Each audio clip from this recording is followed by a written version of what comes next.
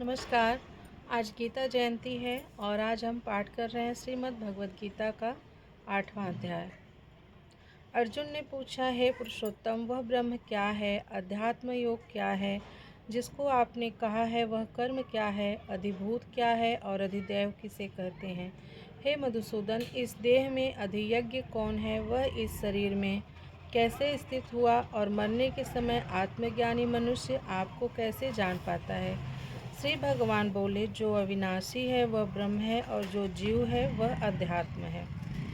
तथा संपूर्ण प्राणियों की उत्पत्ति करने वाला जो द्रव्य त्याग है वही कर्म है। जो नाशवान शरीर आदि पदार्थ हैं वे अधिभूत हैं। इंद्रियों का अधिष्ठाता, देवताओं का अधिपति जो पुरुष है वह अधिदैवत है। और हे नरोत्तम, इस देह में अधियज्ञ मैं ही हूँ। हे अर्जुन, जो अंत समय में मुझे याद करता हुआ देह त्याग करता है वह मेरे में लीन होता है, इसमें संशय नहीं है। हे कौन्तेय, अंत समय में जिस जिस भाव का स्मरण करते मनुष्य देह को त्यागता है वह मनुष्य उस भाव को ही प्राप्त होता है।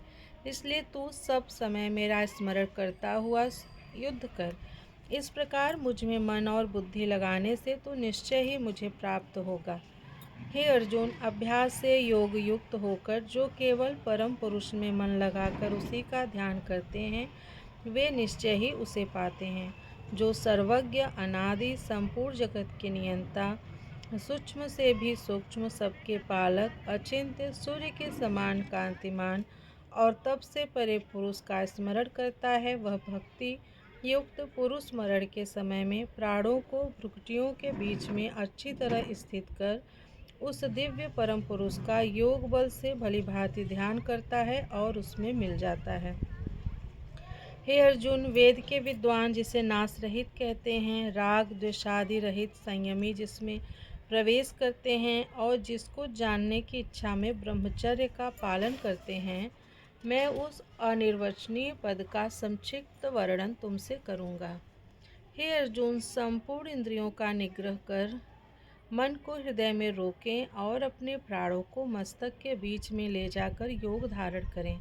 इस प्रकार जो मनुष्य देह को त्यागने के समय ओम इस अक्षर का, ब्रह्म का ध्यान करते हुए मेरा स्मरण करते हैं वे अवश्य मोक्ष रूप पद को पाते हैं।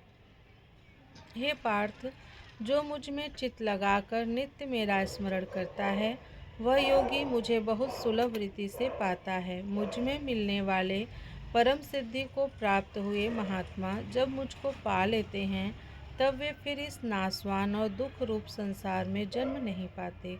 हे अर्जुन, ब्रह्मलोक तक के जितने लोक हैं उनमें जानने पर बार बार जन्म होता है, परंतु हे कौन्तेय, मुझको मिलने के पीछे पुनर्जन्म नहीं होता। ब्रह्म का दिव्य सहस्त्र युगों का एक दिन होता है और रात्रि भी इतनी ही बड़ी होती है। जो इन बातों को जानते हैं वे सर्वत्र दिन रात्रि के तत्व को जान लेते हैं। हे अर्जुन, कारण रूप जो ईश्वर है उसी से चराचर प्राणी ब्रह्मा के दिन के आगमन में उत्पन्न होते हैं और रात्रि के आगमन में लीन हो जाते हैं। हे अर्जुन, प्राणियों का यह समुदाय परवश होकर दिन में बार बार उत्पन्न होकर रात्रि में लीन हो जाता है और दिन के आगमन में उत्पन्न होता है। हे अर्जुन, चराचर प्राणियों का कारण जो अव्यक्त है उसका भी एक और अव्यक्त है, वह अनादि है। संपूर्ण प्राणियों के नष्ट होने पर भी नष्ट नहीं होता। जो अव्यक्त अविनाशी कहा गया है उसी को परम गति कहते हैं। जिसको पाकर लोग फिर संसार में नहीं आते वही मेरा परम धाम है, जिसके भीतर चराचर प्राणी रहते हैं और जिससे यह संपूर्ण संसार व्याप्त है। वह पुरुष अनन्य भक्ति से प्राप्त होता है। हे भरत सर्व, जिस काल में योगी जन देह छोड़कर फिर नहीं आते और जिस काल में शरीर त्याग कर गए मनुष्य फिर आते हैं, मैं अब उस काल का वर्णन करता हूँ। हे अर्जुन, अग्निर ज्योति के दिन शुक्ल पक्ष और उत्तरायण के 6 महीनों में जो ब्रह्मज्ञानी प्रयाण करते हैं वे फिर नहीं आते। धूमरात्रि, कृष्ण पक्ष, दक्षिणायन के 6 मास इनमें जो योगी प्रयाण करते हैं वे चंद्रलोक में जाकर फिर संसार में आते हैं। शुक्ल पक्ष और कृष्ण पक्ष यह दोनों योगियों के आने जाने के सनातन मार्ग हैं। जो शुक्ल मार्ग से जाते हैं वे फिर संसार में नहीं आते हैं तथा दूसरे कृष्ण मार्ग से गए हुए पुनः वापस आते हैं।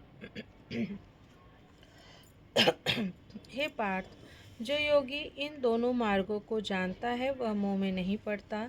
हे अर्जुन, इससे तो सदा योगी हो। मैंने जो तत्व बताया है उसे जानकर योगी वेद, यज्ञ, तप, दान आदि द्वारा जो फल कहे हैं इनसे अधिक फल पाता है और उत्तम परम पद पर पहुँचता है।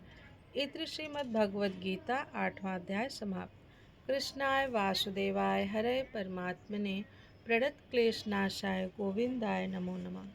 मिलती हूँ अब आप लोगों से मैं गीता के 9वें अध्याय में। तब तक के लिए हरे कृष्णा।